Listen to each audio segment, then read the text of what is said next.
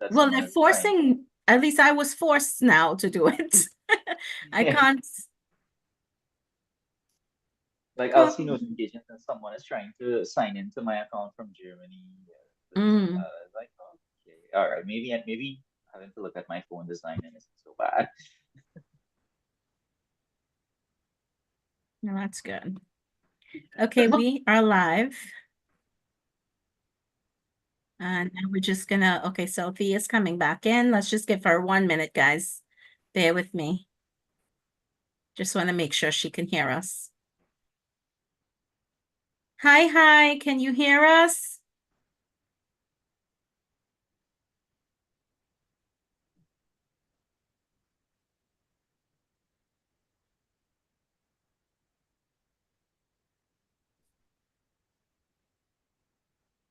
Okay.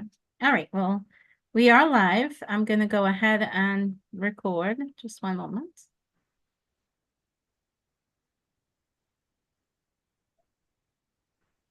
Hi, welcome. Happy Easter. It is the 31st of March, 2024, and this is Poetry and Prose Open Mic. I am so happy for the turnout. I wasn't expecting much people to come because it is Easter Sunday, so I'm really grateful and happy for everyone that is attending. And I've also plugged into our chat the Easter background if you want to grab it and put it on yourselves for your background. That's great. We have a full schedule, and I'm hoping once we have time that we will be able to do the writing prompt. So, because we haven't done one of those in quite a while. So thanks for everyone that's here, and let's just jump into it. Our first reader for today will be Cynthia. Cynthia will be reading The Conspiracy About My Name and The Soul of the Nation. She also has for us a Bocas update as well, I believe. Cynthia, the floor is all yours.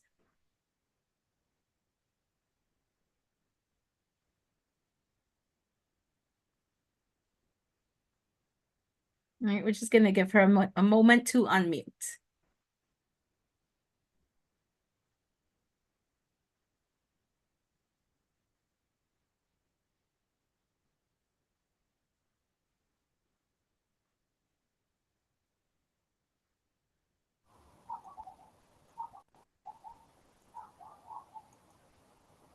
Right.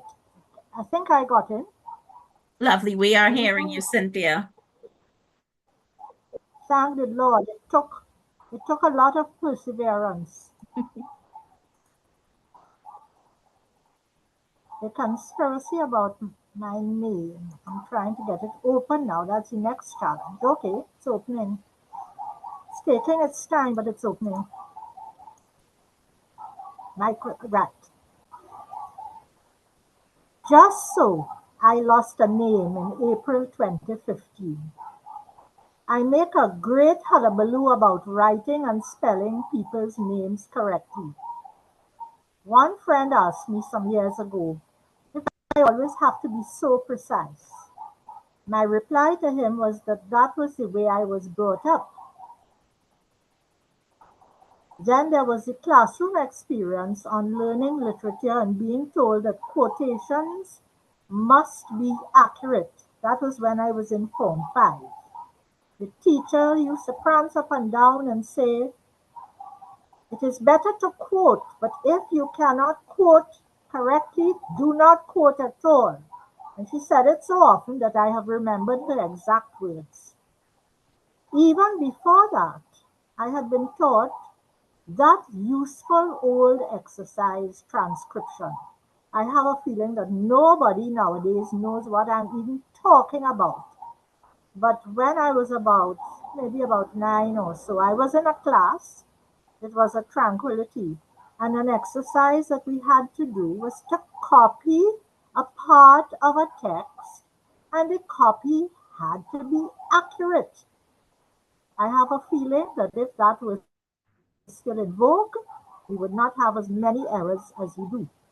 So, having lived for decades with the name McLaren, going back to my real annoyance about losing my name, After having lived for decades with the name McLaren as one of my Christian names, from 2015 I have had to make do with the other names only. It was really a double whammy. My original birth certificate was becoming decrepit with age, so I tried to get hold of a new copy, and it took some doing because, having been born in British Guiana to Trinidadian parents, I needed to apply to the relevant office in Georgetown, Guyana for the document. But if you think Trinidad is bad, try to get a document out of Guyana. A colleague and friend was going to Guyana, and I asked him to tender the application for me, which he did. He also paid for it. There was absolutely no response. Possibly a couple years later, I tried again, and the result was similar. Finally, my younger sister, who had a contact in high office, in parentheses, requested him to apply for the copy of my birth certificate, and that worked. He even mailed me 2 copies. Sadly, in my view, only 2 of my 3 Christian names appeared on the new copies from Guyana. Now I have photocopy of the old certificate, which I still have. It's very flimsy, with age, but I have it on my camera, photographed it to show I had 3 names. Naturally, after enormous difficulty I had experienced even to get hold of the copy, I let that matter slide. But worse was to come. My Trinidad passport was due to expire in 2050, so I had to apply for a new one. Well, who tell me try to do that? Having lost one name, the official processing my new passport suggested I use only the 2 of my names appearing on my new birth certificate from Guyana. So I acquiesced. It was sad for me, but expediency demanded that I save my sanity and just go with the flow. But I am a sadder, though not wiser person as a result. Up to the present, I miss the mellifluous sound of my entire maiden name, which was Cynthia Maureen McLaren Mural. When someone asks me what the M stands for in my name, if there is time, I regale them with my sad tale of the loss of one of my names. The M stands for my 2 other Christian names, Maureen McLaren, and my surname before marriage, Mural. So I insist on signing my name Cynthia M. Birch, and am unhappy when, as frequently occurs, I am designated Cynthia Birch. Part 2. The M in my name. Well, a little of this is repetitive, but not too much. My name is important to me, and this is why. My 2 sisters were fortunate to have gone to the realm beyond with their full names. I have lived too long and have been summarily stripped of one of my names. It really was a double whammy. Well, as I told you, my original birth certificate has all my names, and I still have it, but I can't do anything with that now. I've just simply lost the name. A number of years ago, I secured, well, sorry, I said that already. A corollary to this irritation is that when I give my name as Cynthia M. Birch, many persons or entities choose to put Cynthia Birch. I deem this unforgivable, but I put up with it, especially if it is a check made out to me. It does mean, however, that I must endorse the check twice because my signature is Cynthia M. Birch. So if the check is made out to Cynthia Birch, I'm saying all this because I also worked in a bank. If it's made to Cynthia Birch I have to sign Cynthia Birch, but then I also have to put Cynthia M. Birch because that is my signature. For my part, I try to ensure that when I need to write a check for someone, I inquire exactly how the person would like the check made out. I see no point in annoying someone or submitting them to the stress I have to endure at times. It seems to me to be only considerate to get someone's name right. Now I'll go on to the short one. The soul of the nation is at risk. I jotted this down in 2013, but I thought that I could bring it out for this afternoon. Quotation starts. For what shall it profit a man if he shall gain the whole world and lose his own soul? The Gospel of St. Mark, chapter 8, verse 36, taken from the King James Version. I have learned that airing of the arts channel on TV is once again threatened. Several of my acquaintances are bemoaning the announcement that this channel that is supplied to the cable company free of charge will now be made available to the public as a paid program. I have learned too that the existence of the Art Society of Trinidad and Tobago is also threatened on account of the exorbitant amount being charged $245,000 TT per year for renewal of the lease on the property it has occupied for 50 years. Remember, I wrote this in 2013. These two facts may on the surface appear unrelated. There is a salient and vital link, however. There are areas of our being that grow and develop when exposed to art, music, and literature, components that nourish the soul. In order for us to grow and develop as a people, money is needed, of course. But for money to the be all and end all and is eroding our very soul, creativity and imagination cannot be engendered by money. Funds can be dedicated to fostering creativity, but do not of themselves give rise to productivity. When artists and artistes consecrate their very existence for the benefit of this nation, it is a travesty for companies and other entities to be aiming solely for profit, often in the billions of dollars, at the expense of our moral and spiritual well-being, fiber, whatever you will. So I wrote that on the 20th of May, 2013. Right, those are my two little contributions to this afternoon.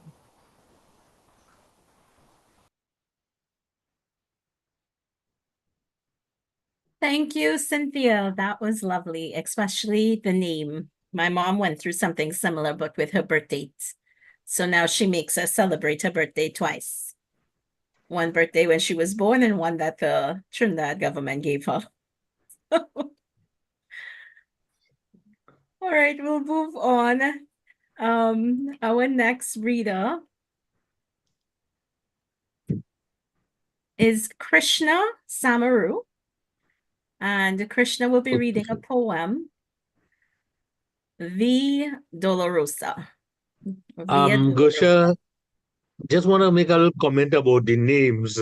Yes, jump right Because, in. well, Vishnu here could be me out, especially in the countryside and the Indian community. You have several names.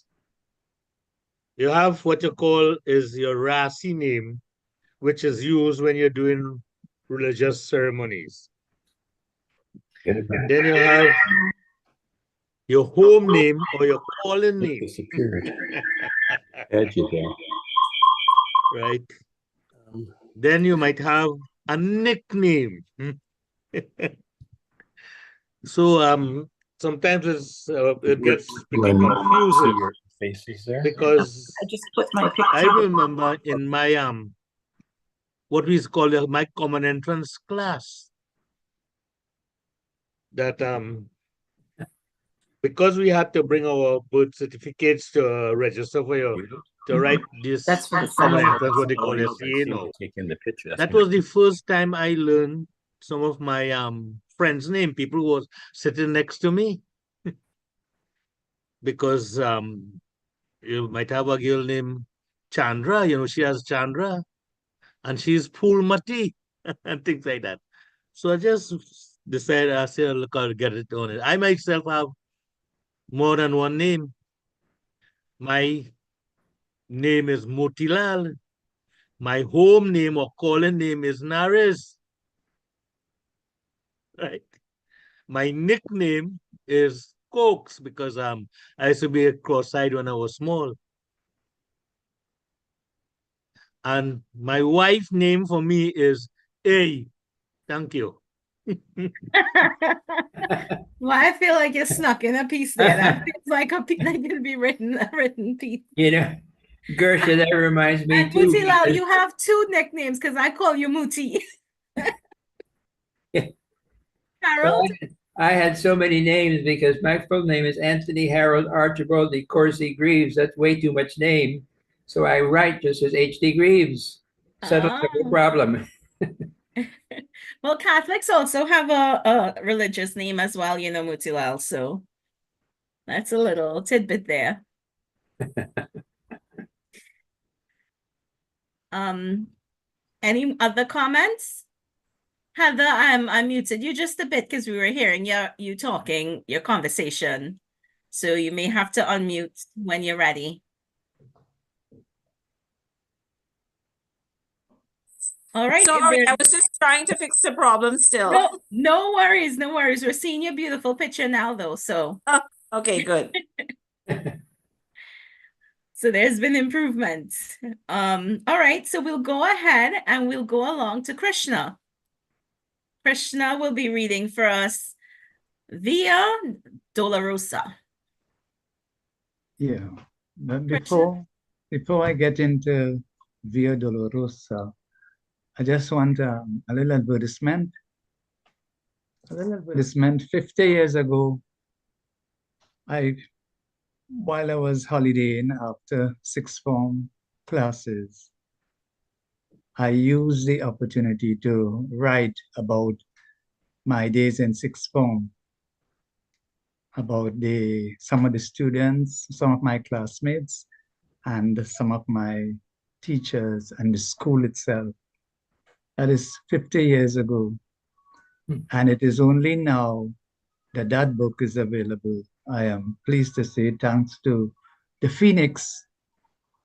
That's the same guy with a number of names here, Harold Graves. He's also known as the Phoenix by friends. Thanks to him, it has been uploaded to Amazon's in 3 formats: Kindle, paperback, and hardcover. The name I gave it 50 years ago was The Last School Days. And the name it bears today is Last Days of School. Last Days of School. Sorry, I jump in. I'm mixing it up. Last Days of Class. Right. So I am grateful humbled by the reactions and the responses and the comments made on Facebook to this book, which waited so long to see light of day. Hopefully, when I win the lotto, we'll get some copies available in the bookstores here. Right. So that's the advertisement. Via Dolorosa, what it means, we should know: the painful path, the sorrowful way, the way of suffering. It is the processional route through the city of Jerusalem, the old one, that is believed to be the path Jesus walked to his crucifixion on Mount Calvary.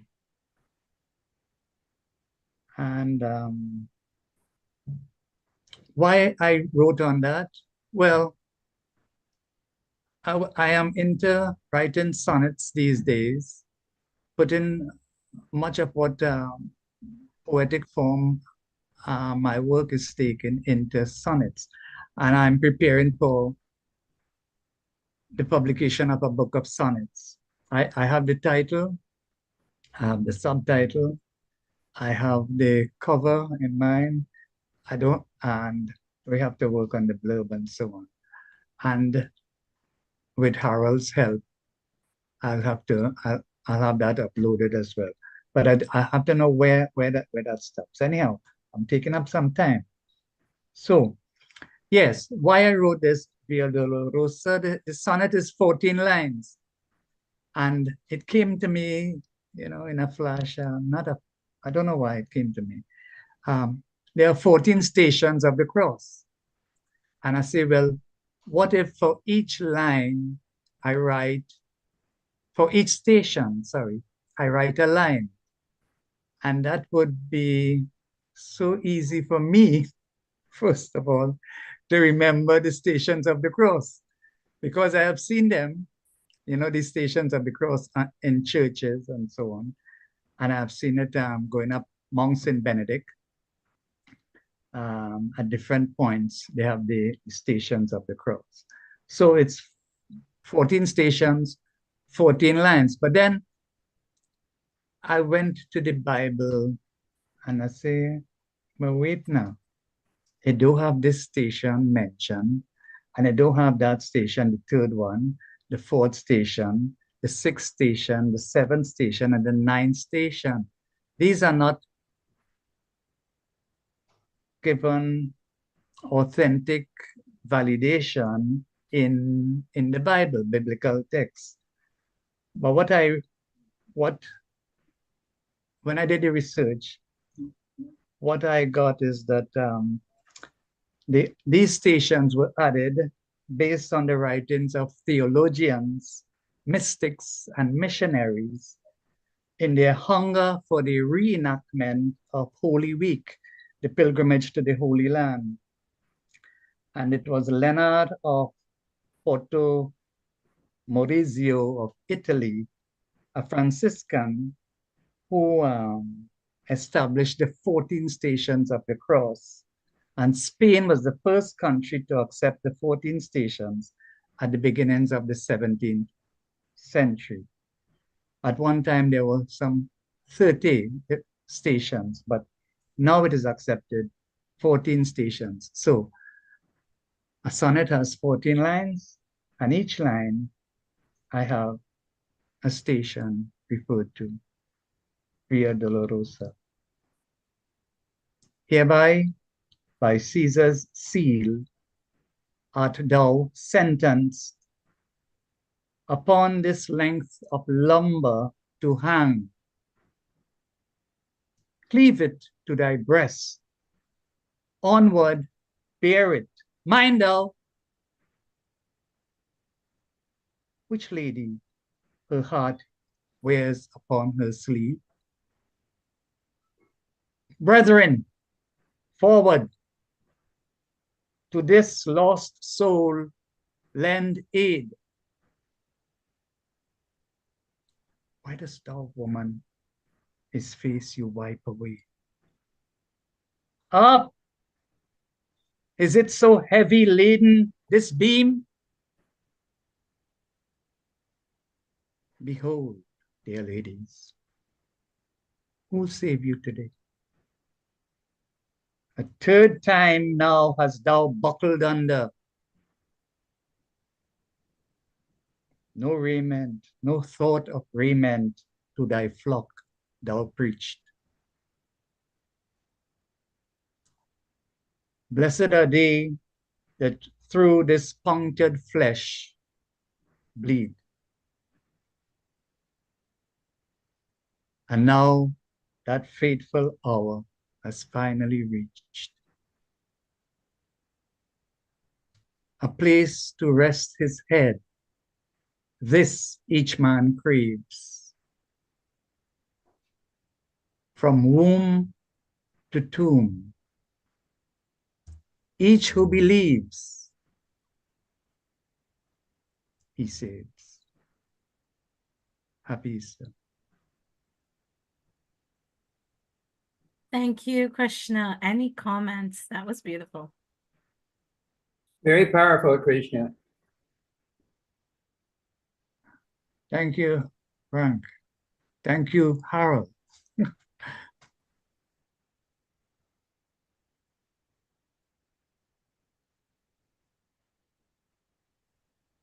All right, we will go ahead to Heather. She will be reading a poem for us, Banwari Man. Heather? Hi, everyone.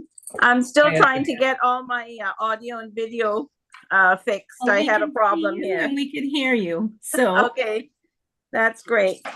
Well, you know, I have to thank CAPTCHA for the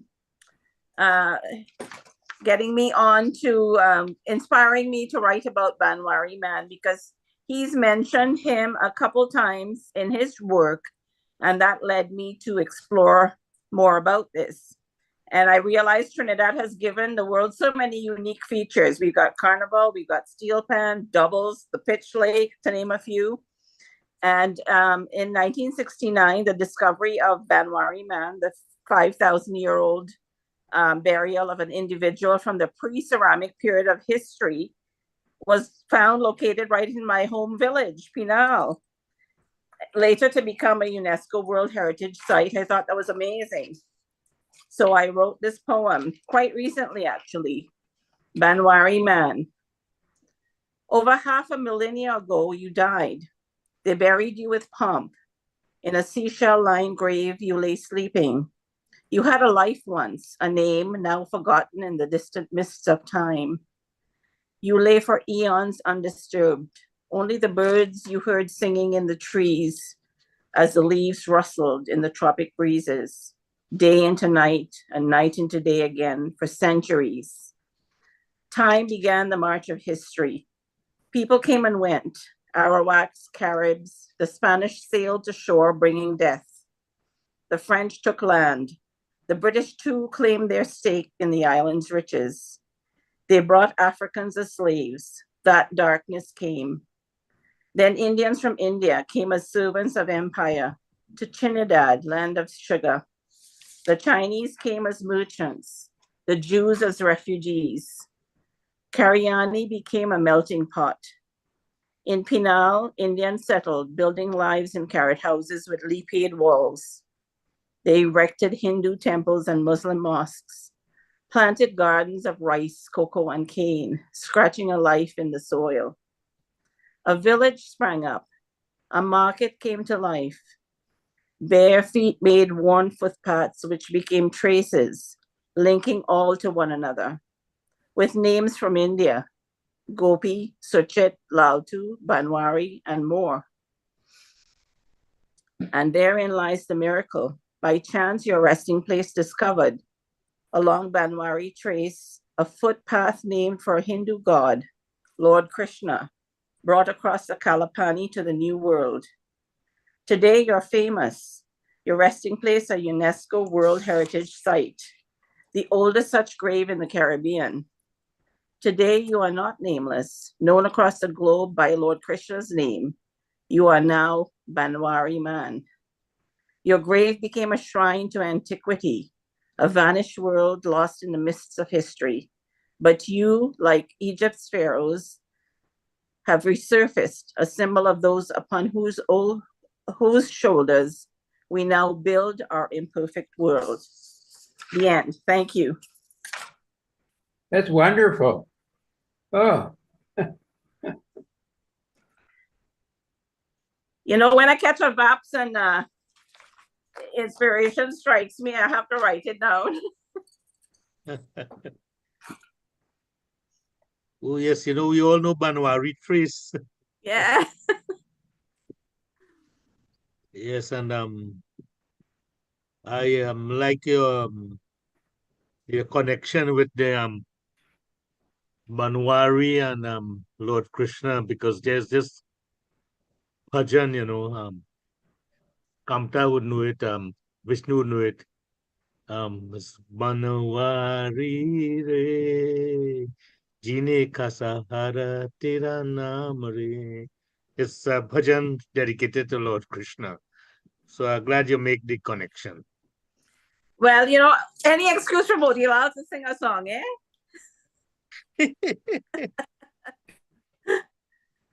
Well, thank you, Motilal. Any other comments?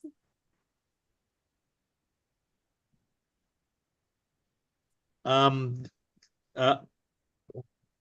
Alisa Janki, she do quite a bit of research about Banwari man because she's a geography teacher at Naparima Boys on the Hill there, and Yeah. she usually take her charges.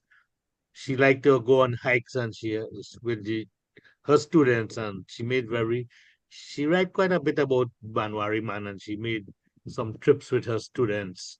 Yeah. Well, I will inquire from her some more about it. I'm very intrigued at the Yes. moment. Yeah. Yes. Alisa have a lot of information. Thanks for that, Motilal. We're going to go ahead to the man of many names, H.D. Graves. Oh. He's also the person we go to, I guess, when we want to get our books placed on Amazon. He placed Poetry and Prose book, Musings in a Tea Shop on Amazon for us. Now Krishna's book is there too, so we can always go and get it. Harold will be reading an excerpt from Troubadour. Hold on, let me bring it up. Troubadour, Story of Redemption. Harold? Thank you, Gersha. This is what the book looks like on Amazon. So you can see it. Before I start this short reading, you should know that this is a true story about a friend I met who was convicted of murder at the age of 16. He senselessly took the life of two young gay men who he had no knowledge of, had no complete strangers to him. And he tried very hard to make amends when he was released at the age of 41 from a life sentence. So this is basically his story. It's called Troubadour, The Story of Redemption. He's talking here with a man who befriended him as a pen pal and then helped him when he was released.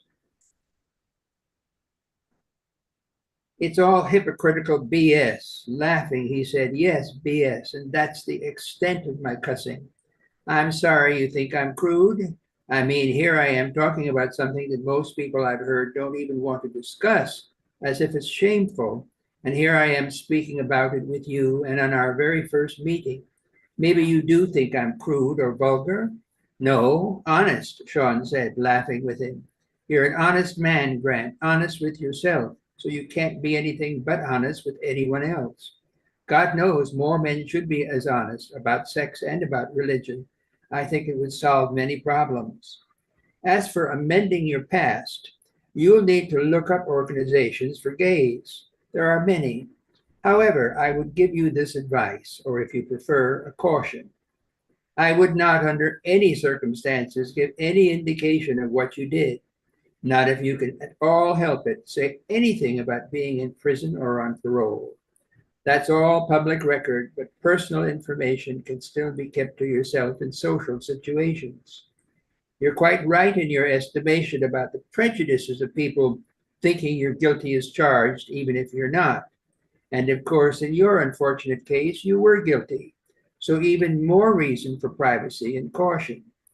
Murderers and thieves may be glamorized, as I've said, but there's still stigma attached. And from what you just said about making amends, you'll be walking straight into the lion's den. And women, if or more likely when, I'd say, when you find a woman you love and who's attracted to you, that's time enough, I think, to divulge your past. It is then that you will discover the true and honest nature and depth of her love, or its lack. Yes, or its lack. Grant nodded, bit his lip, and sighed. Yes, he said quietly, I must be prepared to be disappointed, if anyone ever can be prepared for disappointment. Breaking the melancholy moment, John said, You mentioned that you had an idea you wanted to tell me. Would this be? Oh, yes, it's something I've never written about to you. I've been much too shy about it. And that is? I'll tell you, but give me a moment. I must tell you what got me started, what fired me up. It was some stories by W. Somerset Maugham, stories that helped me learn a lot about people, about humanity, the good and the bad. I especially like one called The Razor's Edge. You know it? Yes, it's one of my favorites. Maugham is one of the 20th century's greatest writers, and that novel is one of his best. Oddly, he didn't think he was much good, even though he was popular and rich from the sales of his story in plays. He said something to the effect that he thought of his writings as being in the front row of the second raters. I doubt he was joking. Well, I'm happy you found him in the prison library, and especially that particular book. I'm surprised his books were there, but that's my ignorance. That's okay. There's a lot of crap there too, junk literature, I call it. But when I found Maugham, I knew I'd found the best. I'd read many of his stories and about him too. He wrote something about a friend of his who was also his lover. That shocked me till I realized that I was giving in to stupid, narrow thinking. Anyway, I didn't want to fall into that crack. Oh, not about lovers or anything like that, but about what Mom had to say about missed opportunities. Would you like to hear it? I've memorized it. Yes, of course. What is it? Grant took a deep breath before he recited. 20 years he amused himself with thinking what he would write when he really got down to it. And for another 20 with what he would have written if the fates had been kinder. That's what Somerset Maugham wrote about his good friend, a man named John Willington Brooks. It's in Maugham's autobiography, The Summing Up. But don't you think that's an awful thing to say about someone you're supposed to have loved? If true, the man, this Brooks gentleman, how could he have wasted his life so completely? I think it's tragic. I mean, all those years, a lifetime of missed opportunities. 40 years, my age now. And that's what got me fired up. I don't want to end like that. Once I began learning, I tried not to waste the time I did inside. I don't want to waste it here on the outside. I keep going back to that book of Maugham's, The Razor's Edge, and what it said about salvation.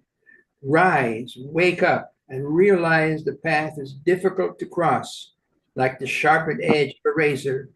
So say the wise. Now, I'm not wise, not at all. I've gained some good information, but that's about it. Anyway, now I'm ready to tell you. You see, I write songs and I can sing. I sing very well. If I have any religion at all, it's writing songs and singing, especially the singing. Next to me being on the outside of those walls, that's the biggest miracle of all for me. It was my salvation inside, writing songs and singing them, though only to myself. It began one morning when I was listening to the radio in the chaplain's office, and I started singing along. It was a song being sung by a choir, not a hymn, just a song. And the more I sang, the louder I got. And the louder I got, the more I felt good about it and about myself. Yes, about myself. And that's something I'd never really felt before, feeling good about myself. There was no one there. The chaplains hadn't come in yet. There was a guard, but he was down the corridor. Well, the song finished, and I dropped to a chair feeling so good, so complete. You'll probably think this odd, but that feeling of being complete was better than sex. Not just physical relief, like sex, but a feeling of being complete, of being whole, a kind of freedom. After that morning, I'd find a quiet spot in the chapel, mostly in a corner of the library when no one was there or close by, and I'd sing. And every time it felt so good to open my mouth and let out all that sound.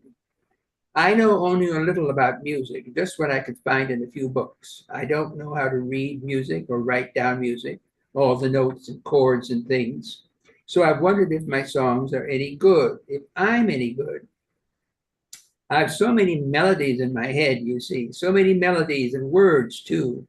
Now I must find out if they're any good, and if they are, I want to do something with them. I've read about the minstrels of old, back in the Middle Ages in France, men who traveled the roads and sang for their supper. Sounds corny, yes? Nobody does that anymore, except maybe this ex-con. I don't care about making a lot of money, just enough to keep me housed and fed, clothed and fed. I know you agree with me when I say I'm a walking miracle, because I am. All I've learned, all you've inspired me to learn, in spite of what I did, the awful, awful thing I did. And yes, I do want to make amends. And while I'm making those amends, and while I'm striving to live an honest life, a life with, scruples, I'll be writing songs and singing them to anyone who will listen. I want to make others as happy and as complete as I make myself with my songs, with my singing. Mad as it sounds, I want to be a troubadour. After what I've done, do you think that's presumptuous of me? A troubadour? I don't think that's mad. I think that's wonderful, Sean said.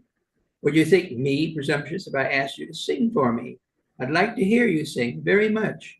Blushing, Grant said, oh, would you? But where? When? Here, and right now. As a troubadour, you ought to be able to sing anywhere and any time, shouldn't you? Why not here and now in this cafe with people you know, with friends? Oh, but the people I work for, that's old Mr. Carver, he might not like it. Let's see, Sean said. And he called to the owner. Mr. Carver, would you mind if your employee sing something? Sing something? Asked Mr. Carver. I didn't know he could sing. Would you mind if he did? Sean prodded. Wiping his hands on his apron as he came from behind the grill, Mr. Carver said, no, I don't mind. And so you can sing, Grant. Yes, Mr. Carver, I can. Well then, let's hear you. Grant, shyly looking at Sean and then at Mr. Carver, nodded. Okay, he said, my first performance outside the walls. And I'm thanking my lucky stars there's no one else here right now. And with that, he stood and sang, his voice suddenly filling the cafe with magnificent sound. A baritone, his voice easily hit notes in the tenor range. The song was not one of his, but an old French ballad by Messieurs Florian and Martini, Plaisirs d'amour, the joys of love. He sang it in English, his voice gracing the tender melody and caressing the words, as though he had personally lived through all the joy and all the heartbreak the song spoke of, and had lived to tell the tale. The joys of love last for only a moment. The pain of love endures all life long. When her eyes kissed mine, I saw the love in them shine. She brought me heaven when her eyes kissed mine. When my love loves me, a world of wonder do I see. A rainbow shines through my window, my love loves me. But now she's gone, like a dream that fades in the dawn, and her words stay locked in my heartstrings. My love loves me. The joys of love last for only a moment. Pain of love endures all life long. With no accompanying instrument, the song and his singing of it were made all the more compelling, and after he'd finished with one long, lingering note, almost a sigh, the silence in the little room reverberated, choked with awe. Mr. Carver broke the spell by exclaiming, what a surprise! Why, Grant, it seems you've kept your greatest treasure hidden. Listen, you can sing all you want, and with customers here too. In fact, I want you to sing to the customers, would you? I'm impressed, Sean said. You do have a fine voice, Grant. And that song was a good choice. It shows off what you are. Yes, my friend, indeed you are a troubadour. Grant, humbled and proud, stared at the floor. When he looked up, he had tears in his eyes. Thanks, he whispered. You see, they're jumping at me again, these silly tears. Thanks very much. You can't know how much I appreciate this, what you've said. And yes, I'd be happy to sing here for you, Mr. Carver, and for our customers. Now that I've begun, there's no going back. And you, he said, turning to Sean, thank you for giving me the push I needed, the first push. And before his friend could respond, Grant suddenly lifted him by his shoulders and held him in a warm embrace. Thank you for being a friend, he said. All these years, all your letters, you've no idea how much you've come to mean to me, how much you mean to me now. Touched, Sean returned the embrace and held it until the last. Grant stepped away and said, oh, I hope I haven't embarrassed or upset you. I've never done that before. I feel very foolish. You shouldn't feel foolish, Sean said. What you did was genuine and that must never be slighted. That's the biggest hug I've ever given anyone. It's the only hug I've ever given anyone. Even when my dad visited with my mom, we never did more than shake hands and that awkwardly. This has been an interesting morning, Mr. Carby said, breaking the mood. I've caught snatches of your conversation and I've learned some about you, Grant, which I like. I'm happy I've hired you. Now you two be seated and I'll freshen up your coffees. The lunch crowd will be coming in soon, and so will Doris. She's my oldest waitress, as Grant knows. So you'll have some work to do, Grant. That's fine, Mr. Carver. That's what you paid me for. And you'll sing for the lunch crowd and for me, Mr. Carver asked, please? Yes, I will, and happy to do so. Displaying a wide grin, Mr. Carver said, I think Doris will be awfully surprised. She's going to think you're a hoot.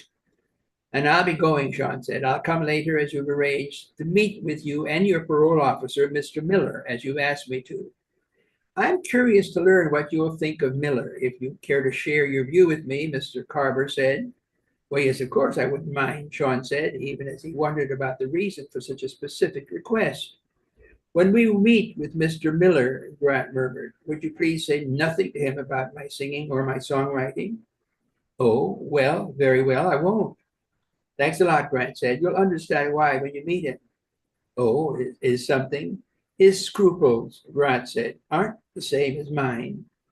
Again, breaking the moment, Mr. Carver's abruptly grabbed Sean's hand and shook it firmly.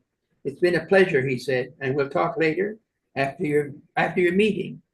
Yes, we will, Sean said, now intrigued more than ever about Mr. Miller, who had quickly become the mysterious, possibly unscrupulous Mr. Miller.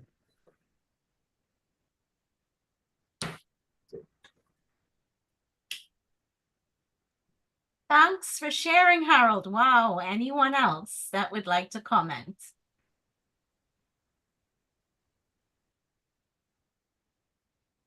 I really enjoyed it, especially that pivotal, it appeared to me to be the pivotal part where he recognized that he was, somebody of worth and that he had this talent that he can share with others. That was really, really inspiring there.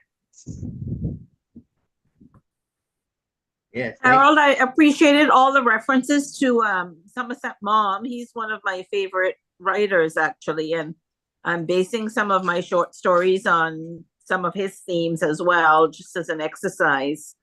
So very well done. Thank you. Thanks. Thank you very much.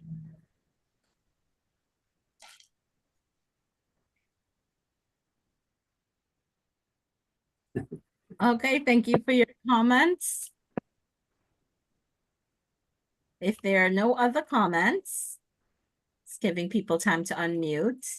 Yeah. We will. Okay, hi, Krishna. Yeah, one comment, not on what Harold read. I just want to say I got a copy of one of Harold's books, very sizable book, and I had a read of it. A lovely read of Harold writing about the first quarter of his life. He's now 80-something, right? So it's the first quarter of his life. A brilliant read. I'd recommend it to anybody. Punky Doodles is the name of the book.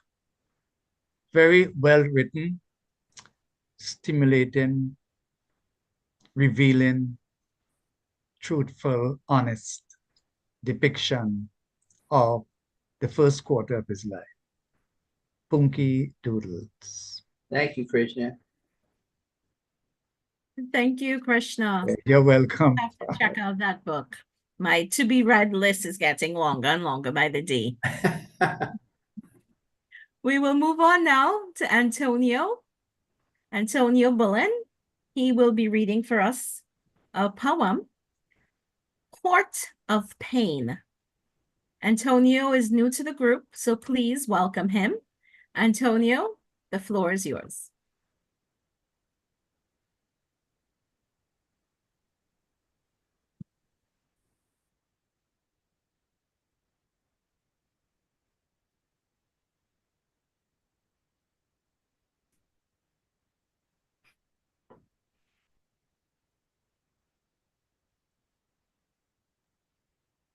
Hi, Antonio. The floor is all Hi, yours.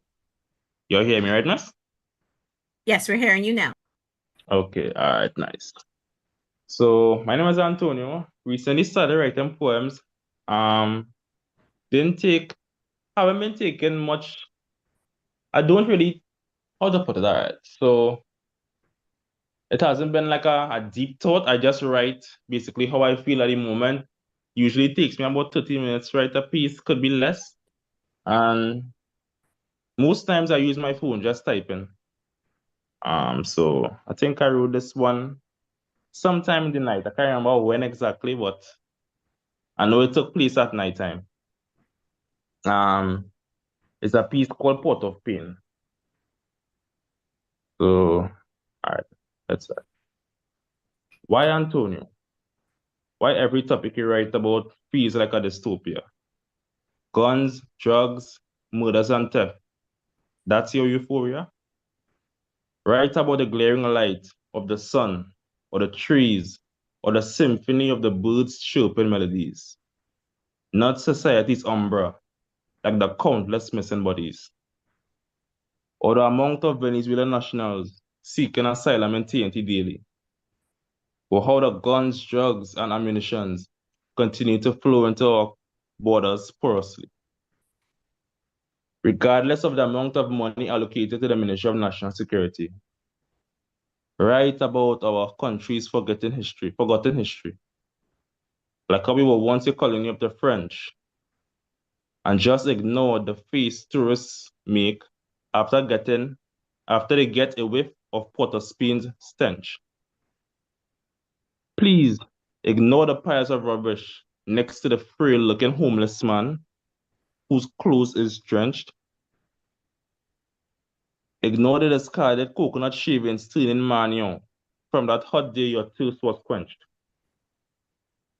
Quickly drive to the Hyatt and look up at the high rise so you won't see so you won't see the distressed faces of the folks sitting on the promenade bench. Write about our leaders, the ones that fought hard for our independence. Write about our leaders, the ones that fought hard for an independent and republic TNT, just so their selfish comrades could thief and live lavishly, stealing millions from our treasury, disrupting our sustainability, just so that they and their loved ones could yacht around the Caribbean like it's never seen, and nobody never see. I'm forced to believe that corruption is the biggest issue plaguing TNT, and all your sins will be forgiven as soon as you change your political party. The end. Thank you. Wow. I think each writer has an opinion on this, but my view is that writers really are supposed to hold a mirror up to society within their time. So I liked it. Any comments? Thank you. Okay. Let's see, Antonio tackled a multitude of subjects, and that probably is an indication to us about the state of our country, because most of what he says, or nearly everything he says, that you could relate to that it is happening. So I think that's a good commentary, and congratulations, Antonio, and welcome to the group. Thank you, sir. I like the play on words in the title, Port of Pain. That was very clever. Thanks, sir.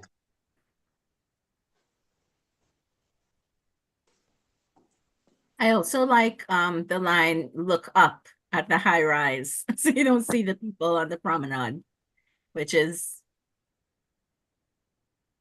fitting for where we. Thank you. Any other comments? I just kept thinking as he was reading when I would be walking along the Independence Square area. Yeah. Very true. I mean, you try not to look at all of the misery that you're surrounded with. You just try and look up and try, you can't ignore it, but it becomes almost overwhelming at times. And you keep thinking, well, why hasn't more been done for these people down there? People you see lying down outside the bank. It's shocking, really. And yeah, I mean, what you can do, all you can do to keep your sanity is to look up at the high rise and hope something someday is done for all of that mess down there. Yeah, because that seems to be the symbol of our progress. The buildings we build and the high rise and the Hyatts, those are our symbols of progress as a nation. Yeah. All right. Well, we will move on. I would like to kick off. Oh, Harold, you had something to say? No, go ahead. Go ahead. Okay. All right. Well, Antonio, thank you so much for sharing. I hope to hear some more of your work. Thank you very much, Miss. Thanks, everyone. No problem. And I'm not a teacher or anything. You can always call me Gersha. All right, no problem. And I'm going to read because I know Althea is having issues with her mic and video, but she generously sent in her work before time. So between myself and Krishna, we're going to go ahead and read her work for her. So this is Runners in the Marathon of Time by Althea, and it's to her granddaughters. I really liked this piece when I read it, when she sent it in. You were the gifts we awaited, seeds nurtured in love, brought to us through the strength of our daughters. Your lives sung to us by our foremothers, prayed for in their boundless world, are the answer to our prayers, their prayers. You come from women who are neither willing victims nor victimizers. Our words passed on through time were never weapons of destruction, but wise pronouncements, healing minds and backbones. You will witness the majesty, the misery, and the mysteries of this world. We will watch you stumble over obstacles, observe you slip and slide while scaling walls put up to hinder your dreams. We, your guardians, will let you find your way, oversee the road you take, allow you to become you. Your lives are our continuum. You are the torchbearers of the new generation. We pass the baton on, blood of our blood. Now, I love the last line. And this to me read more like a spell than a poem. And I thought it was just beautifully written. I really like the sentiment behind it. I think scientifically, there's something to this where women carry the eggs of all their children that they would give birth to, and it's just sort of a generational thing that women carry. But I really liked it. I thought it was more of a spell, and I read something earlier today on Facebook that said, it was shared from the New York Times. If I could find it, I will read it. It says, poetry is not a fancy way of giving you information. It is an incantation. It is actually a magic spell. It changes things. It changes you. And that's by Philip Pullman. So that's my notation on it. And I will open the floor for anyone else.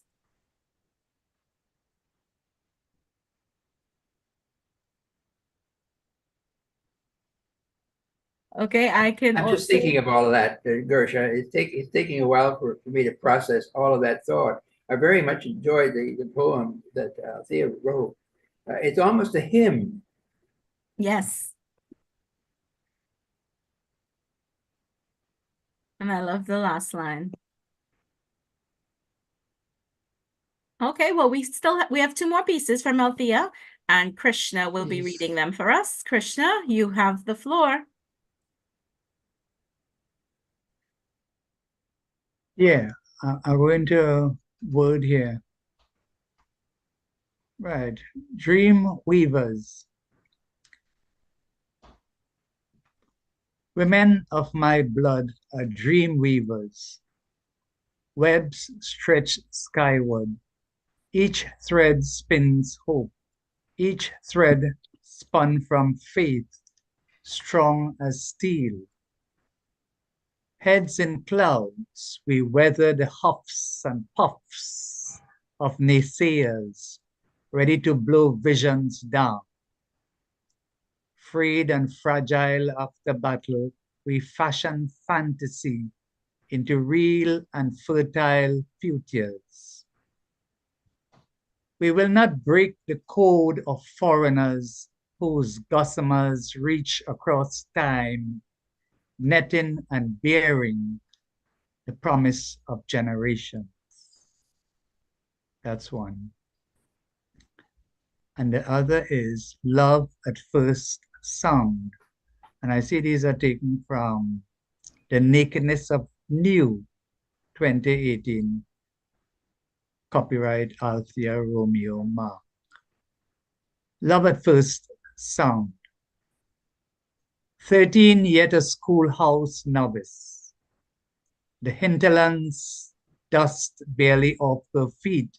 Na dragged the house girl to a high-ceilinged dwelling with wire-meshed windows and shoved her through the door into the room where younger children recited the alphabet. She loved the rhythm of their singing and the music of letters spun up tongues that whirled in her ears. Uncle Na needn't drag her to school after that. Soon she was spooning the alphabet out of her Campbellton soup onto her floor mat where she kneeled to make words. Letters danced around in her head. Sleepless, she freed them, first whispering, then shouting and craving the sounds. She strung sentences together. She set them gently down on paper, and the voice she gave to stories became the firework of her people. Thank you. That is for Althea Romeo Mark. Thank you, Krishna. Wonderfully read. I think the last piece that you read was really quite powerful with Uncle Nan. Any comments?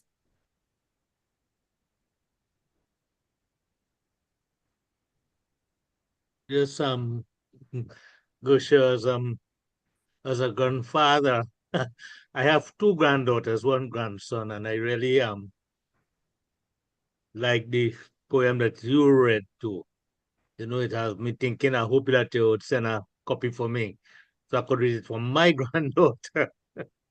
Also, the pieces that Krishna read, and it remind me of one of Althea's earlier poems that she read with us here when she was talking about the writers being word weavers. And I always like that expression, word weavers. And she was talking about her mother who was a seamstress or something. And well, my mother was a seamstress too. And I hope that to some extent I have become a word weaver. Thanks. That's a beautiful phrase, word weaver. Really quite beautiful. Once I'm able to, I'll put it in chat for everyone. So you can grab it, and Mutila, I can always forward you the pieces because they're quite nice. And that's one thing Alfie always says. She always sends her pieces in. Well, it's nice that you sent it at short notice via email, and I was able to open it in Word, and I minimized the view here and was able to read it through Word rather than you pick up your phone. I could have, Yeah. but phone, I had to do the setting, the display, and so on. Yes, and Adjust it's that, always a little harder and to I read. adjusted it to 10 minutes, but then other people started to talk. So I say, look, instead of this, let me just minimize what I have here on the computer. It's technology today. Darren would Could jump in on that. verify this. It makes life so easy, not so hard and frank. Makes Well, life up to a point, Krishna, but there are sections of it that really do drive you crazy. I know the trick that I do. I go on Amazon and I type in Kindle and free. And then you get all the books, the Kindle books on Amazon that's free for that day. Because we did this once with our book where you can, as the author, you can do a promotion to have the book for $0 on Amazon via Kindle.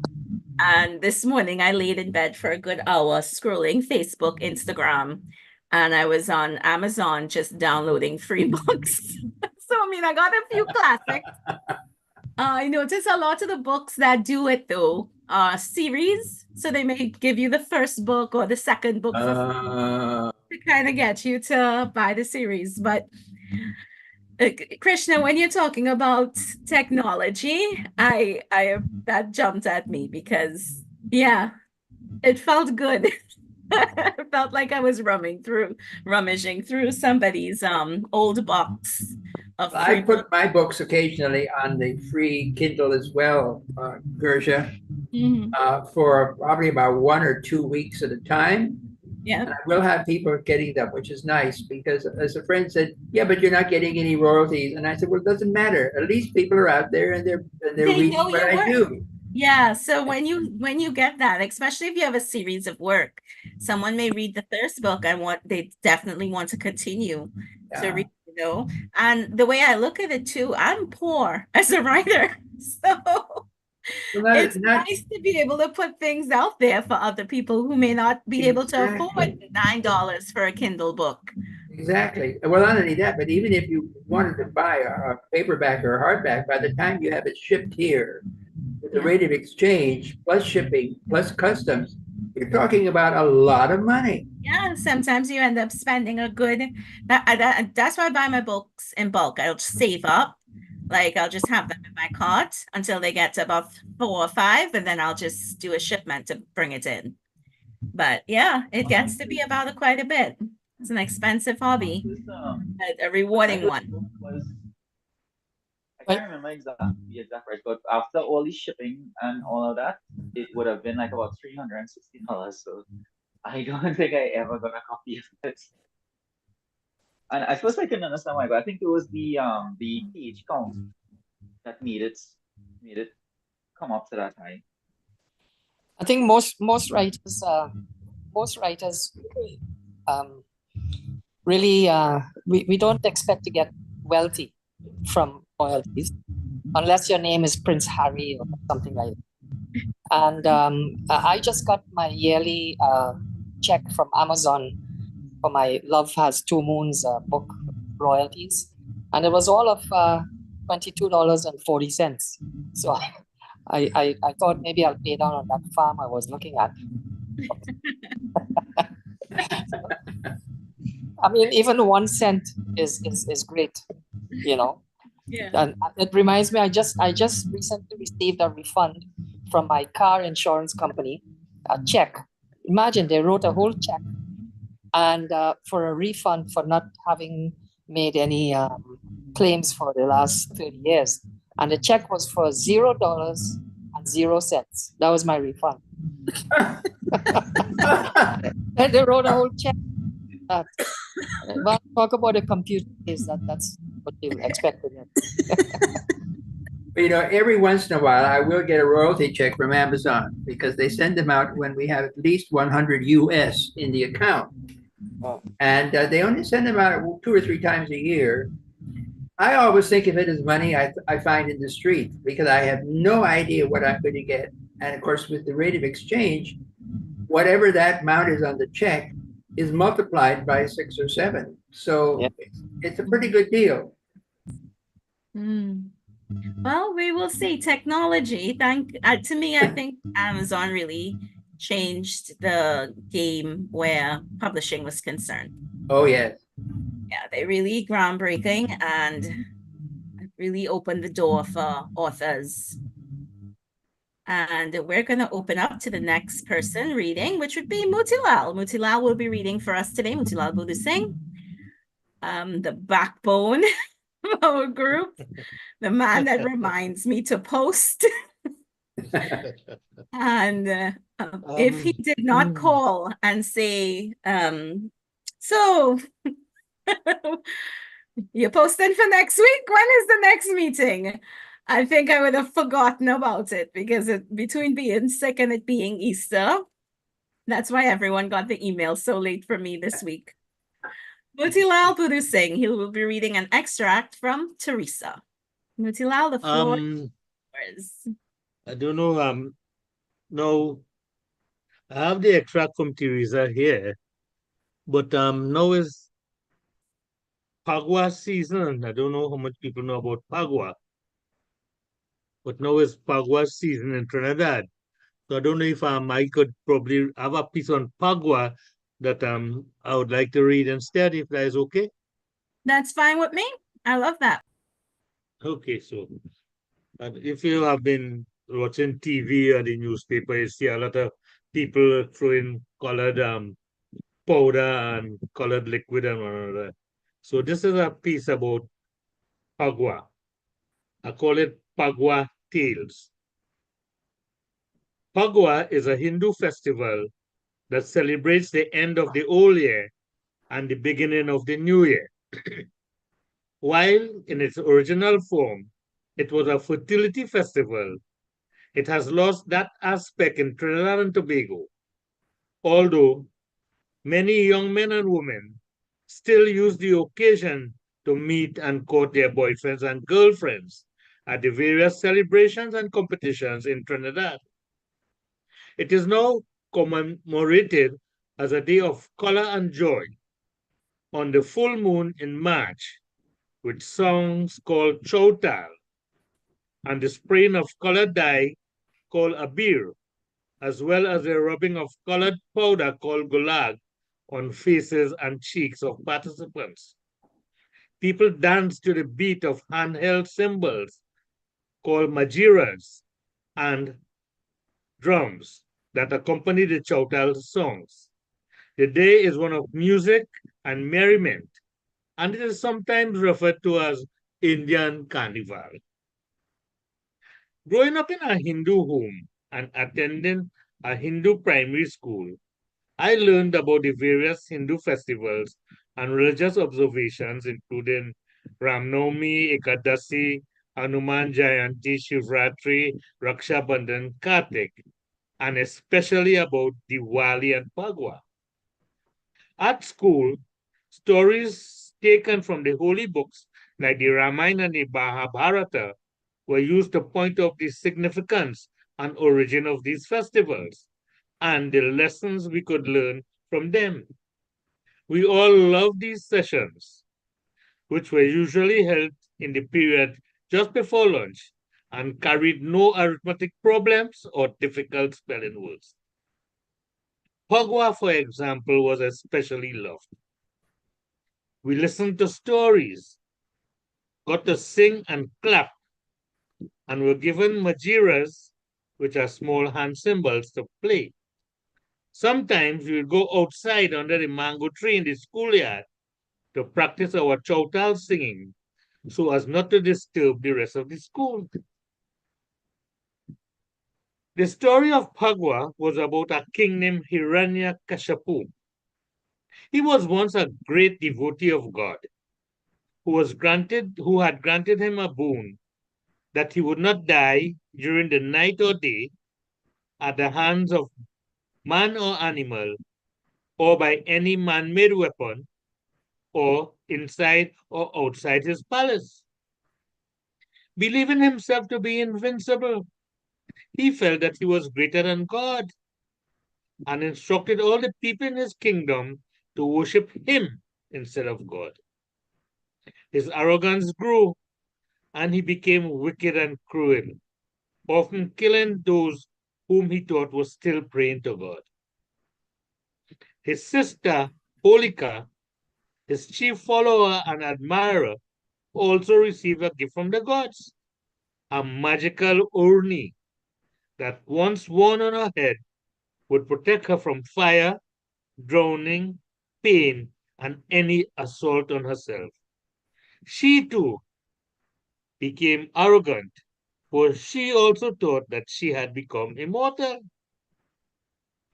Hiranyakashipu's son, Prahalad, a child, disagreed with his father and worshipped God. His father and his aunt felt that he was influencing the people in the kingdom to return to God, thus eroding their control. They devised a plan to kill him. His aunt Holika would embrace him and sit in the fireplace with her urni on her head for her protection. Prahalad would be burned to death, and Holika would emerge unharmed. But God summoned a gust of wind, which blew Prahalad from her grip and also blew a magic urni from her head. Prahalad was saved, and Holika was burned to ashes. Hiranyakashipu was enraged. He decided to do the job himself. One evening, he summoned Prahalad and began choking him. Let your God save you now, he mocked Prahalad. God, seeing his devotee in trouble, took the form of Narsingh, the mythical lion, half man, half lion, half man. It was twilight when he took Hiranyakashipu to the eve of the palace, so they were neither inside nor outside, and it was neither day nor night, which his claws, which were not a man-made weapon, he killed the wicked king. The lesson we learned was to accept God's gift with humility and not become arrogant and forget God and act with fairness to all around us. Now, during my school days, I followed my Hindu religion consciously, fasting for pujas, going to temple, making offerings of water and flowers every morning at the chandis, praying 4 times a day at school, and just before going to sleep. Before the common entrance exam, my mother had a special puja at home, and our entire class performed puja at the Puzzle Island temple near our school, praying for success. For this was the only chance we had to attend secondary school, as most of our parents could not afford to send us. When I alone passed, I was happy, but I became arrogant. I stopped talking to my best friend, who was much brighter than me, but was not successful. I misbehaved in class, as I knew I'd be heading to high school soon. I even took trust from the Anchar lady and left school without paying. When my mother wanted to do puja, thanking God for my success, I sneeringly said, I wrote the exam, not God. In high school, when exposed to science and learning about Darwin's theory of evolution, I became an atheist. Still, success continued to come my way. I passed my exam and secured one of the most prized jobs, a refinery operator at Texaco in Point-à-Pierre. I completely forget about God thinking that I alone was responsible for my success.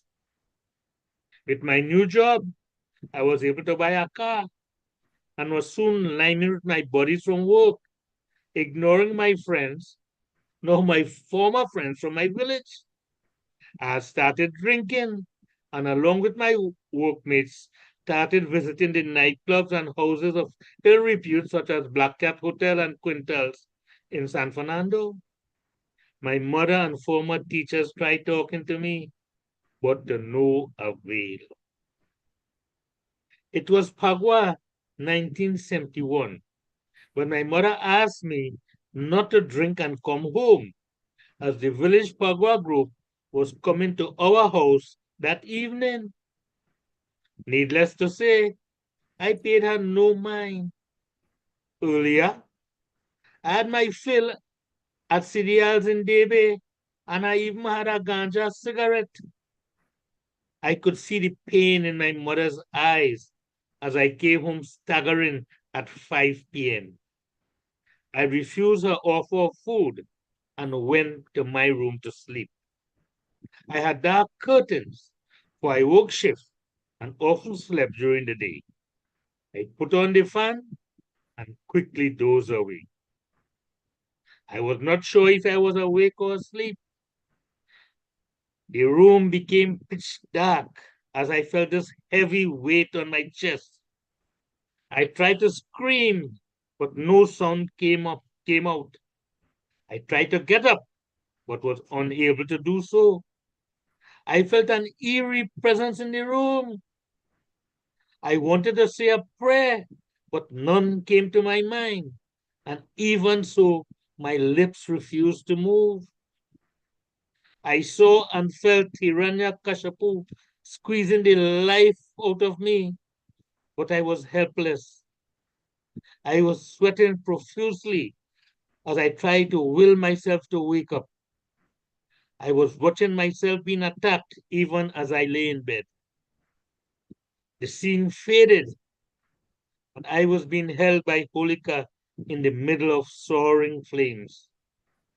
This is the end, I thought. Suddenly, I heard a shout from downstairs, Bolo Ramachandra ki Jai. As if by magic, the room became brighter. Holika disappeared and the weight on my chest abated. The Pagwa group had arrived and began singing praises to the Lord. I woke up cold sober and suddenly felt a great urge to join my former village friends in singing the Pagwa songs. I hurriedly took a bath and joined. Everyone was surprised, my mother most of all. I felt all the Pagwa songs coming back to me.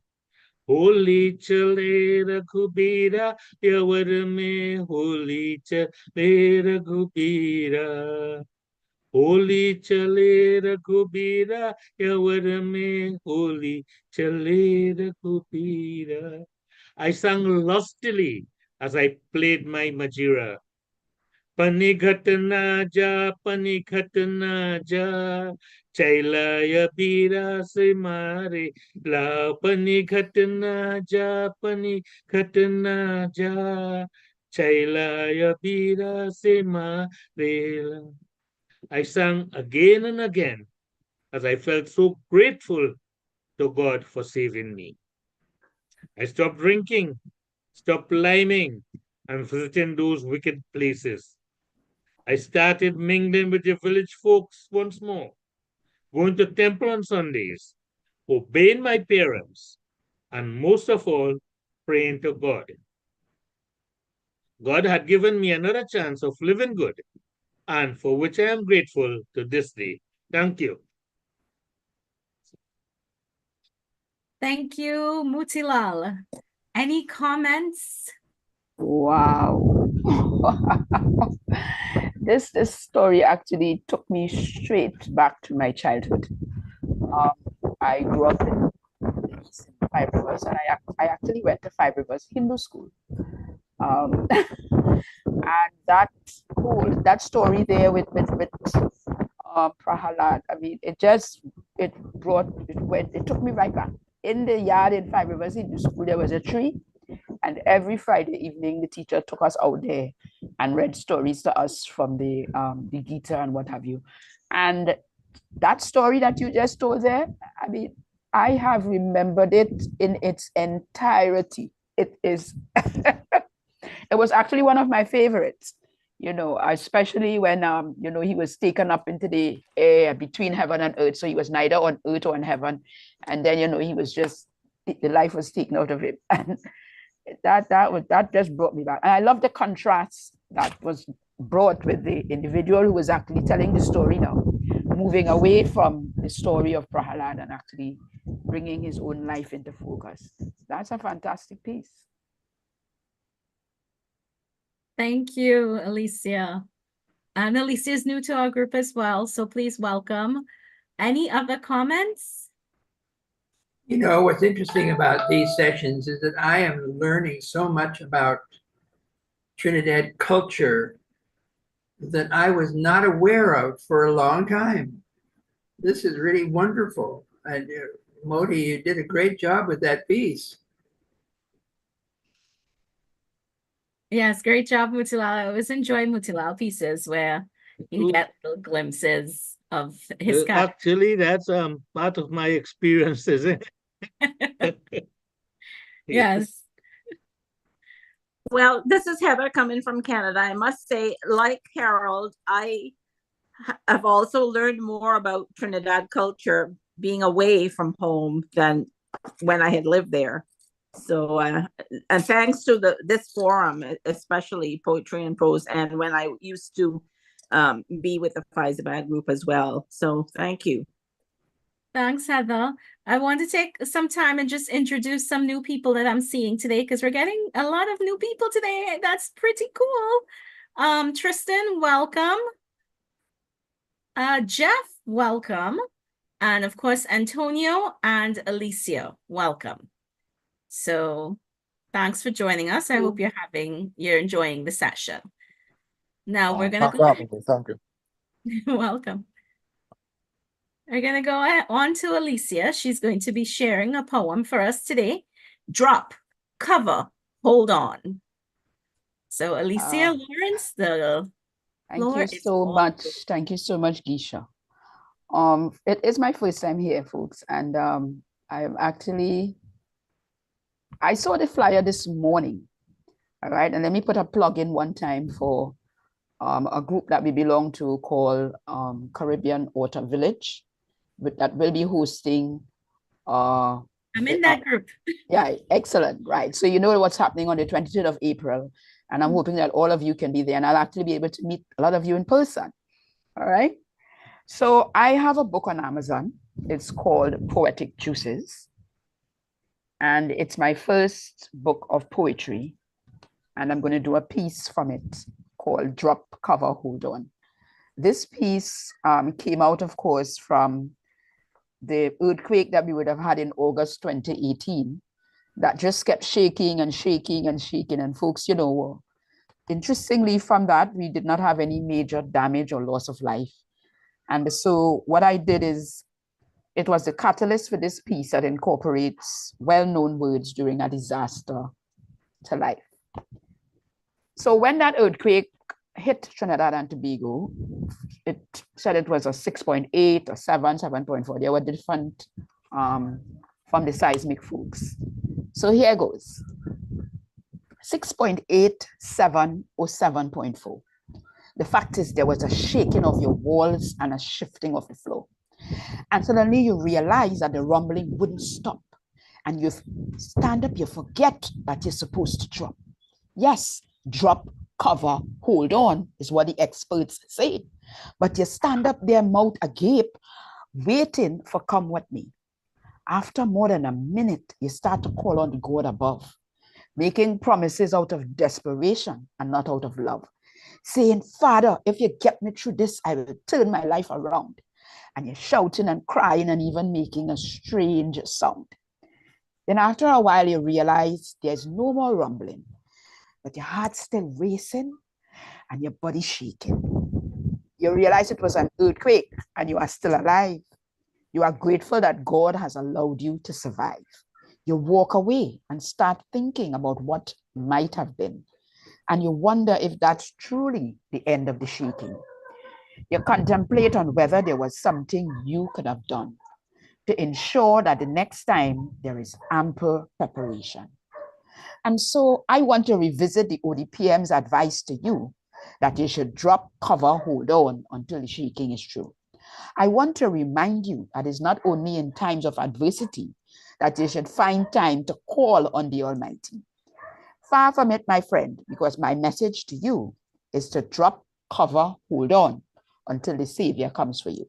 Yes, drop all the bad habits that you claim you can't give up, underestimating the power of God that you can stop.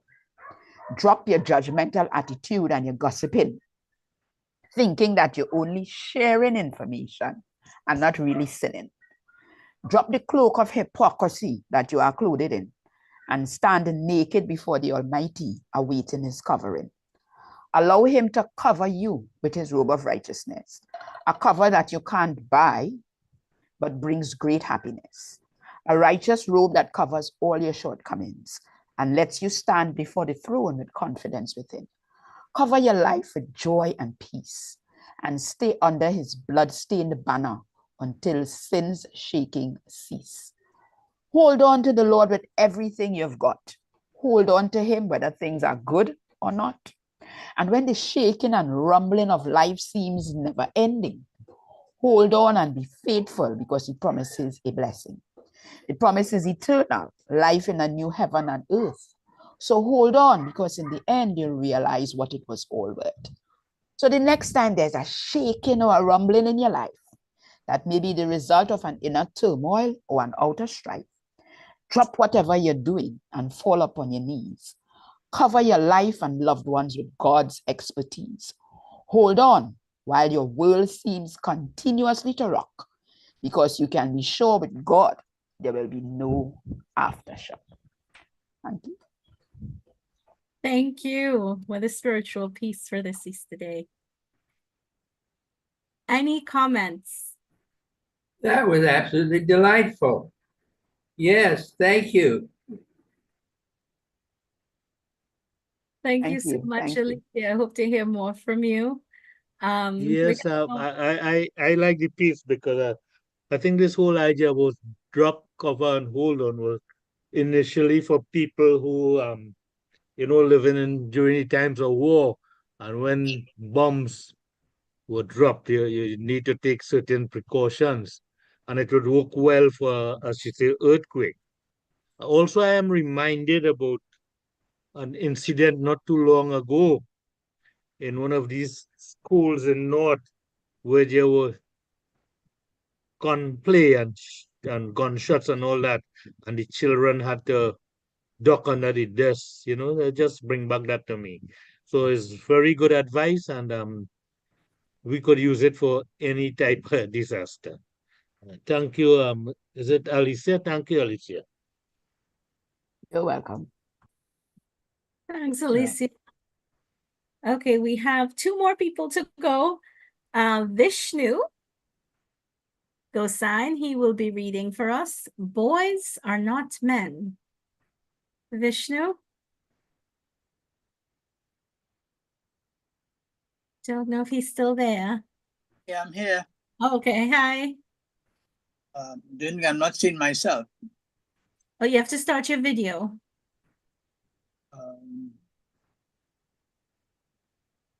Yeah, okay. I didn't know if it was a short story or a poem, Vishnu. Poem. Okay.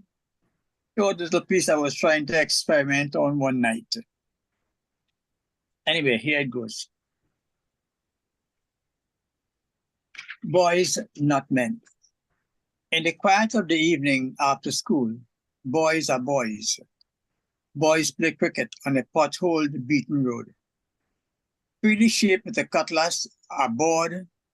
Pretty shaped with a cutlass are board and coconut bats. And worn out tennis balls and 2 oil tins. Barefoot boys getting cuts, bruises, and hurt. Matters not at this time. No significant.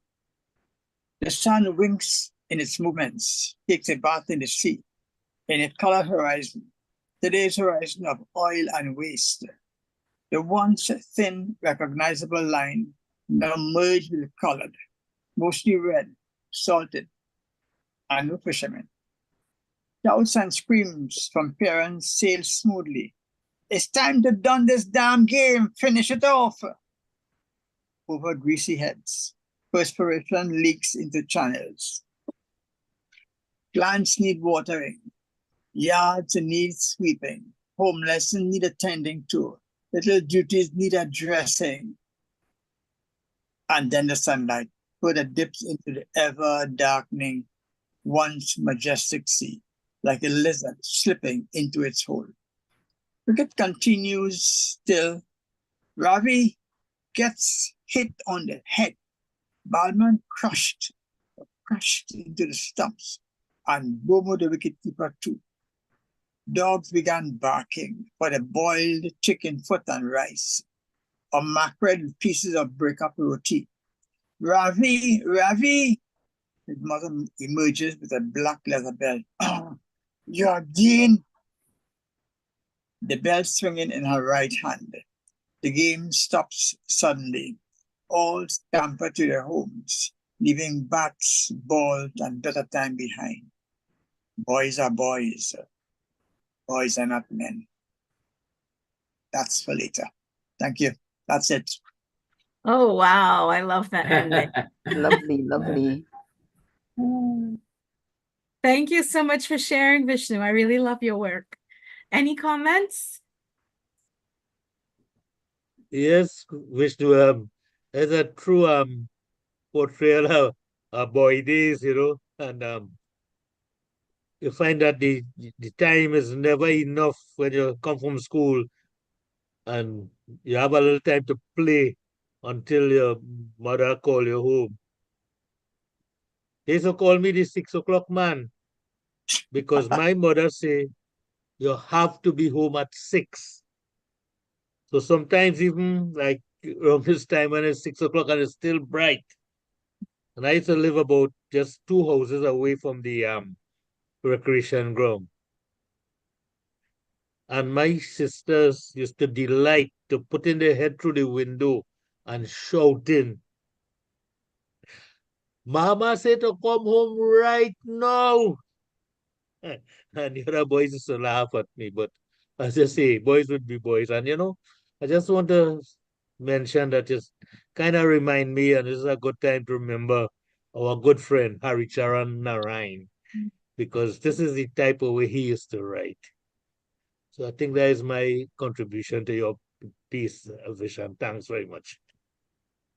Thank you, Mutilal. Anyone else would like to comment? Okay, we're going to go ahead to Shahira. Shahira will be reading for us The Lessons by Tony K. Bambra. Hey, I'm not too sure why it is I'm reading last, but here goes. Well, someone has to go last, so let me see. So it just happened that way. I was doing, if you notice, I was doing a boy, girl. I was trying to break up the short stories with poems. So that's usually what I do, Shahira. Okay, The Lesson by Tony K. Bambara. Back in the days when everyone was old and stupid, or young and foolish, and me and Sugar were the only ones just right, this lady moved on our block with nappy hair and proper speech and no makeup. And quite naturally, we laughed at her. Laughed the way we did at the junk man who went about his business like he was some big-time president, and his sorry-ass horse his secretary. And we kind of hated her too. Hated the way we did the rhinos who cluttered up our parks and pissed on our handball walls and stank up our hallways and stairs, so you couldn't halfway play hide and seek without a good damn gas mask. Miss Moore was her name, the only woman on the block with no first name. And she was black as hell, except for her feet, which were fish white and spooky. And she was always planning these boring ass things for us to do. Us being my cousin, mostly, who lived on the block because we all moved north the same time and to the same apartment, then spread out gradual to breathe. And our parents would yank our heads into some kind of shape and crisp up our clothes so we'd be presentable for travel with Miss Moore, who always looked like she was going to church, though she never did. Which is just one of the things the grown-ups talked about when they talked behind her back like a dog. But when she came calling with some sachet she'd sewed up or some gingerbread she'd made or some book, why then they'd be all too embarrassed to turn her down and we'd get over all spruced up. She'd been to college and said it was only right that she should take responsibility for the young one's education. And she not even related by marriage or blood. So they'd go for it, especially Aunt Gretchen. She was the main gopher in the family.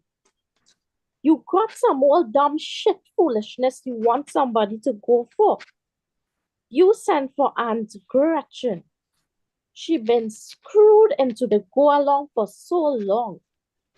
It's a blood-deep natural thing with her, which is how she got saddled with me and Sugar and Junior in the first place, while our mothers were in a ladeda apartment up the block having a good old time. So this one day, Miss Moore rounds us all up at the mailbox, and it's pretty hot, and she's knocking herself out about arithmetic. And school's supposed to let up in summer, I heard, but she don't never let up. And the starch in my pinafore scratching the shit out of me, and I'm really hating this nappy head bitch and her goddamn college degree. I'd much rather go to the pool or to the shore where it's cool. So me and the Sugar leaning on the mailbox being surly, which is a Miss Moore word, and Flyboy checking out what everybody brought for lunch, and Fat Butt already wasting his peanut butter and jelly sandwich like the pig he is, and Junebug punching on Cutie's arm for potato chips, and Rosie Giraffe shifting from one hip to the other, waiting for somebody to step on her foot or ask her if she from Georgia so she can kick ass, preferably mercifully. And Miss Moore asking us, do we know what money is like? We a bunch of retards. I mean, real money. She say, like it's only poker chips or Monopoly monies we lay on the grocer. So right away, I'm tired of this and say so. And would much rather snatch Sugar and go to the sunset and terrorize the West Indian kids and take their hair ribbons and their money too. And Miss Moore files that remark away for next week's lesson on brotherhood. I can tell. And finally, I say we ought to get to the subway because it's cooler, and besides, we might meet some cute boys. Sugar Dawn swiped her mama's lipstick. So we ready. So we heading down the street and she's boring us silly about what things cost and what our parents make and how much goes for rent and how money ends divided up right in this country. And then she gets to the part about we all poor and live in the slums, which I don't fit there. And I'm ready to speak on that. But she steps out in the street and hails two cabs just like that. Then she hustles half the crew in with her and hands me a $5 bill and tells me to calculate 10% tip for the driver. And we're off. Me and Sugar and Junebug and Flyboy hanging out the window and hollering to everybody, putting lipstick on each other because Flyboy a faggot anyway, and making farts with our sweaty armpits. But I'm mostly trying to figure how to spend this money. But they are fascinated with the meter ticking, and Junebug starts laying bets as to how much it'll read when Flyboy can't hold his breath no more. Then Sugar lays bet as to how much it'll be when we get there. So I'm stuck. Don't nobody want to go for my plan, which is to jump out at the next light and run off to the first barbecue we can find. Then the driver tells us to get the hell out because we there already. And the meter reads 85 cents. And I'm stalling to figure out the tip, and the Sugar say, give him a dime. And I decide he don't need it bad as I do. So later for him. But then he tries to take off with Junebug foot still in the door. So we talk about his mama something ferocious. Then we check out that we on Fifth Avenue and everybody dressed up in stockings. One lady in a full coat, hot as it is. White folks crazy. This is the place, Miss Morse, presenting it to us in the voice she uses at the museum. Let's look in the windows before we go in. Can we steal? Sugar asks, very serious, like she's getting the ground rules squared away before she plays. I beg your pardon, say Miss Moore, and we fall out. So she leads us around the windows of the toy store, and me and Sugar screaming, this is mine, that's mine, I got to have that, that was made for me, I was born for that, till Big Butt drowns us out. Hey, I'm going to buy that deer. That deer? You don't even know what it is. Stupid. I do so, he said, punching on Rosie Giraffe. It's a microscope. What you gonna do with a microscope, fool? Look at things. Like what? Ronald asked Miss Moore. And Big Butt ain't got the first notion.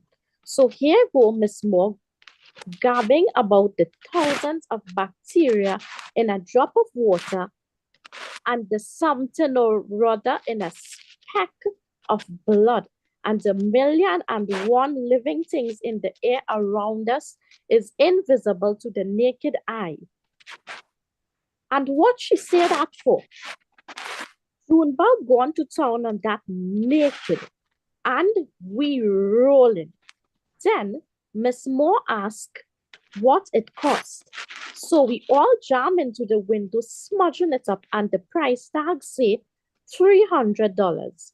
So then she asked, how long the take for Big Butt and Junebug to save up their allowances. Too long.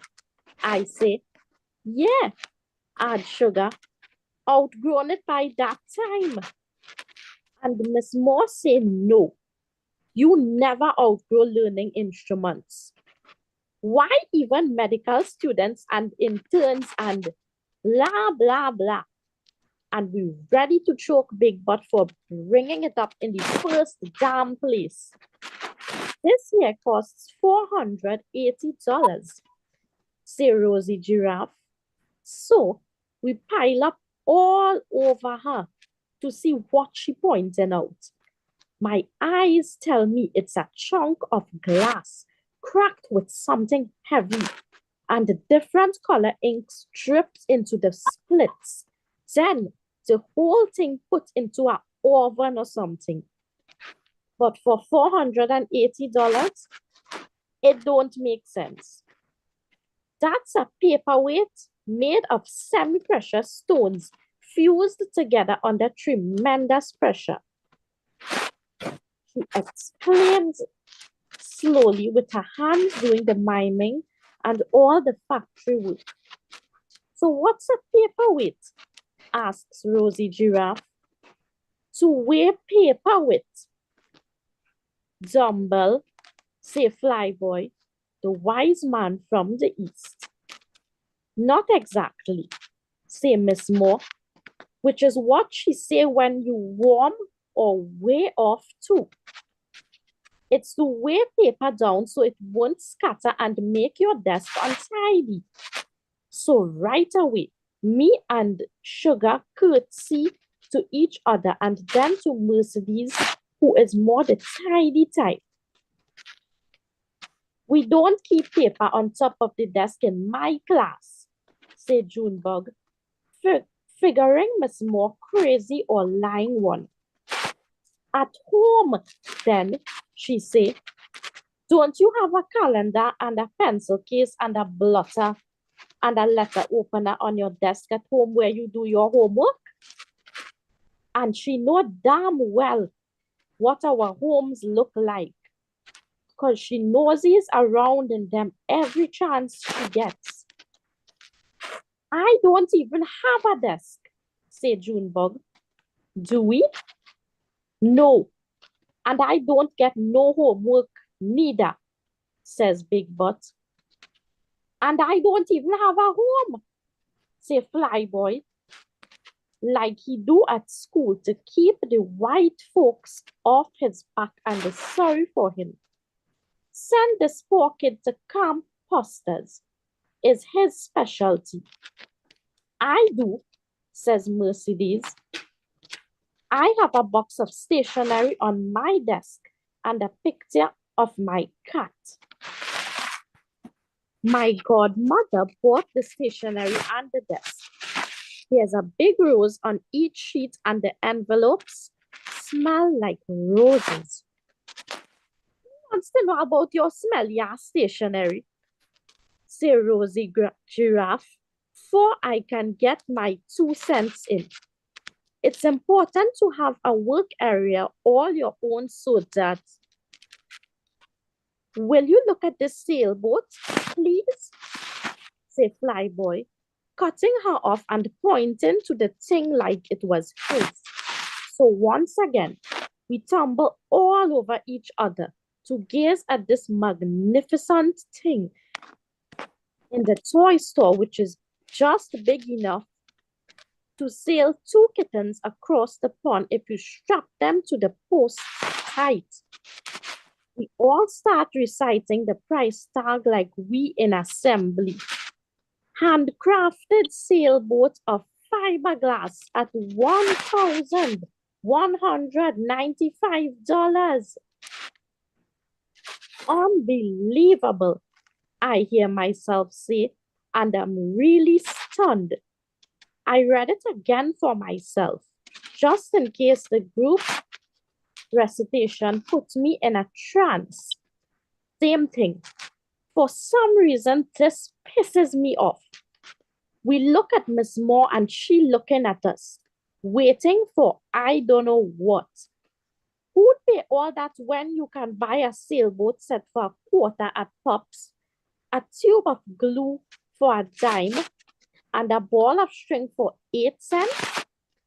It must have a motor and a whole lot else besides, I say. My sailboat cost me about 50 cents. But will it take water?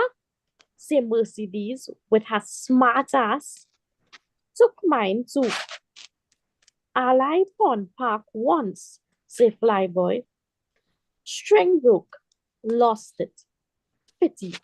Sailed mine in Central Park and it kneeled over and sank. Had to ask my father for another $1. And you got the strap, laughed Big Butt. The jerk didn't even have a string on it. My old man wailed on his behind. Little Cutie was staring hard at the sailboat, and you could see he wanted it bad. But he too little, and somebody just take it from him. So what the hell? This boat for kids, Miss Moore. Parents silly to buy something like that just to get all broke up, say Rosie Giraffe. That much money, it should last forever. I figure. My father'd buy it for me if I wanted it. Your father? My ass, say Rosie Giraffe, getting a chance to finally push Mercedes. Must be rich people shop here, say Cutie. You are a very bright boy, say Flyboy. What was your first clue? And he rapped him on the head with the back of his knuckles, since Cutie the only one he could get away with. So Cutie liable to come up behind you years later and get his licks in when you half expect it. What I want to know is, I says to Miss Moore, though I never talked to her, I wouldn't give the bitch that satisfaction. Is how much a real boat costs. I figure 1,000 gets you a yacht any day. Why don't you check that out? She says, and report back to the group, which really pains my ass. If you're gonna mess up a perfectly good swim day, least you could do is have some answers. Let's go in, she say like she got something up her sleeve. Only she don't lead the way. So me and the Sugar turn the corner to where the entrance is. But when we get there, I kind of hang back. Not that I'm scared. What's there to be afraid of? Just a toy store. But I feel fun. Shame. But what I got to be shamed about? Got as much right to go in as anybody. But somehow I can't seem to get hold of the door. So I step away from Sugar to lead.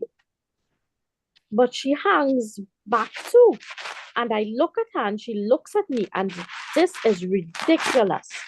I mean, damn, I have never ever been shy about doing nothing or going nowhere. But then Mercedes steps up, and then Rosie Giraffe and Big Butt crowd in behind and shove. And the next thing, we all stuffed into the doorway with only Mercedes squeezing past us, smoothing out her jumper and walking right down the aisle. Then the rest of us tumble in like a glued together jigsaw, done all wrong, and people looking at us.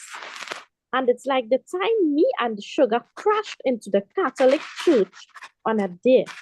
But once we got in there and everything so hushed and holy, and the candles and the bowing and the handkerchiefs on all the drooping heads, I just couldn't go through with the plan. which was for me to run up to the altar and do a tap dance while Sugar played the nose flute and messed around in the holy water. And Sugar kept giving me the elbow. Then later teased me so bad I tied her up in the shower and turned it on and locked her in. And she'd be there till this day if Aunt Gretchen hadn't finally figured I was lying about the boarder taking a shower.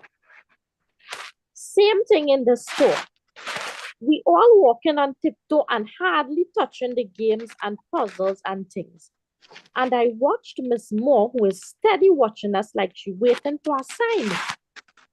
Like Mama Drury watches the sky and sniffs the air and takes note of just how much slant is in the bird formation.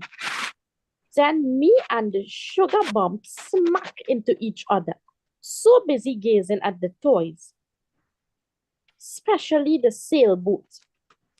But we don't laugh and go into our fat, lazy bump stomach routine. We just stare at that price tag. Then Sugar run a finger over the whole boat.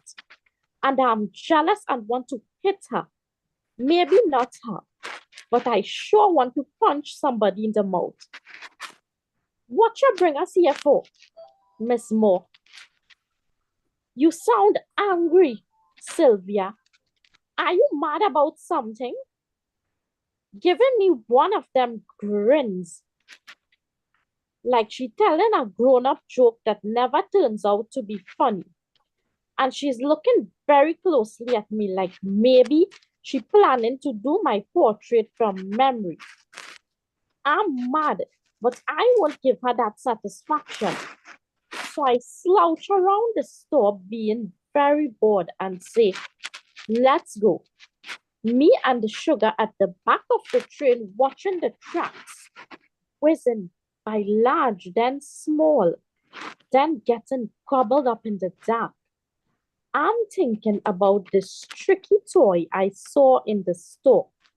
A clown that somersaults on a bank, then does chin-ups just cause you yank lightly at his leg. Cost $35. I could see me asking my mother for a $35 birthday clown. You wanna know what that costs? She'd say, cocking her head to the side to get a better view of the hole in my head. $35 could buy new bunk beds for Junior and Gretchen's boy. $35 and the whole household could go visit Granddaddy Nelson in the country. $35 would pay for the rent and the piano bill too. Who are these people that spend that much for performing clowns and $1,000 for toy sailboats?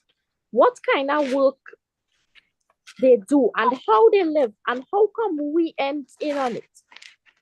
Where we are is who we are. Miss Moore always pointing out.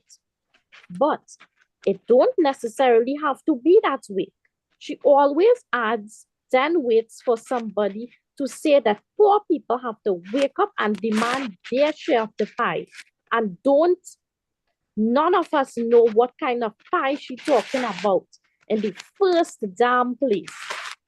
But she ain't so smart because I still got her $4 from the taxi and she sure ain't getting it. Messing up my day with this shit. Sugar nudges me in my pocket and winks.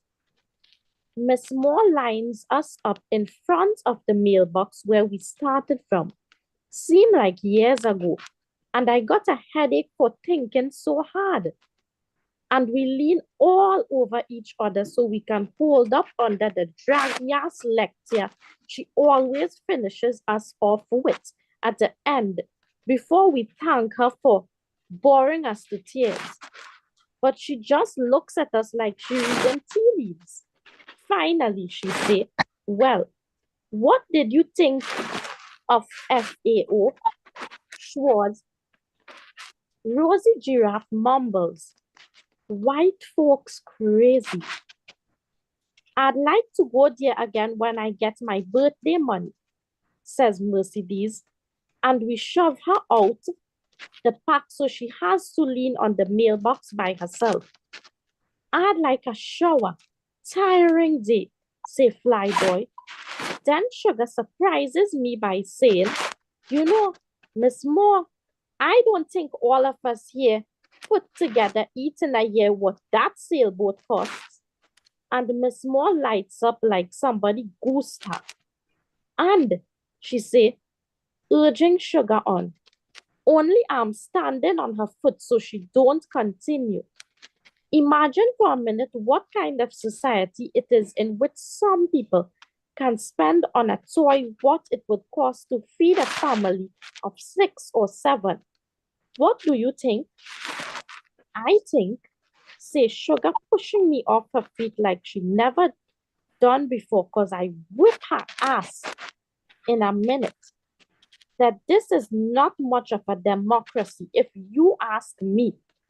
Equal chance to pursue happiness means an equal crack at the door, don't it? Miss Moore is besides herself, and I am disgusted with Sugar's treachery. So I stand on her foot one more time to see if she'll shove me. She shuts up and Miss Moore looks at me. Sorrowfully, I'm thinking, and something weird is going on. I can feel it in my chest. Anybody else learn anything today? Looking dead at me. I walk away and Sugar has to run to catch up. And they don't even seem to notice when I shrug her arm off my shoulder.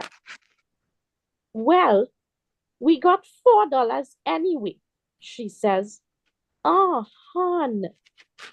We could go to Hascom's and get half a chocolate layer and then go to the Sunset and still have plenty money for potato chips and ice cream sodas. Ah, hon, race you to Hascom's, she said. We start down the block and she gets ahead, which is okay by me because I'm going to the West End and then over to the drive to think this day through.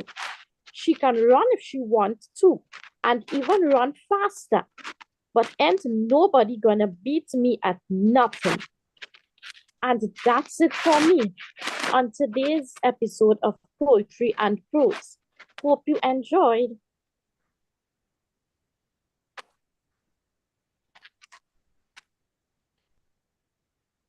Thank you so much, Shahira. That was a lovely read.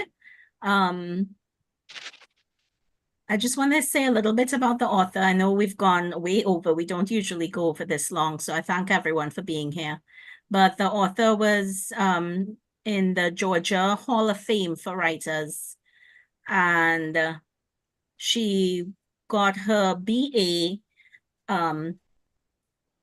in writing and language literature from Queens College, but she's one of those authors you hear about, Maya Angelou and Nikki Giovanni and other famous, Langston Hughes, Alice Walker.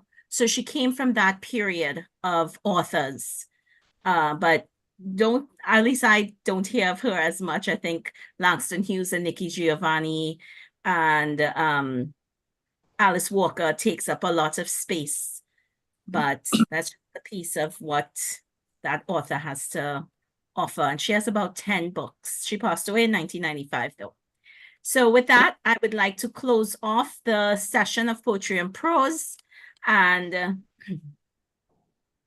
yes, okay, so I'll open the floor just because someone is commenting. Anyone wants to make any comments on the piece that we read? As we're here anyways, we might as well do it justice. I'll just say very quickly that I think it needs serious editing, because it seems to lack focus. It goes from ping and pong and pack and ping again. It definitely needs a lot of focus and it needs a lot of editing. Thanks, Harold. Alicia says the piece actually assaults your senses, the sounds, the sights, the feelings. It's amazing. Thanks, Hey, Alicia. I would like to say something. Certainly, of course. I agree that it really needs a lot of editing because some of the words wasn't written properly and I was literally struggling to see which word is what. Okay. And yes, it does because, you know, it's Neil and I don't know if it's junk or what, drunk or something like that. All right. Thanks for your And feedback. it was kind of long. Yes, it was. It was a bit longer than anticipated. But yes, it needs some serious editing because the way the word structured and everything. Yeah, it was a bit longer than anticipated, and perhaps that's my fault. I looked it up and I got the word count, and I just did the word count in Google, and how long would it take to read? So I guess the app that I use probably is off a bit because it told me it would take 12 minutes, and our time for a short story is 10. So I said, okay, 12 isn't too bad. But and I don't think I read that slowly. Yeah, it certainly took a lot longer. So something on that app with Google wasn't really working. Bye, Krishna. Anyone else wanting to comment on? Thanks very much, Gersha. Lovely. Okay, great. So with that, we're going to end the session. And of course, I'll still leave the parking lot open for about 10 minutes if anyone wants to chat. I will be here. And thank you, everyone, for sharing today, reading. And Shahira, thanks for reading that piece. It was interesting to hear from another author who, you know, is successful in her own right. Thanks. And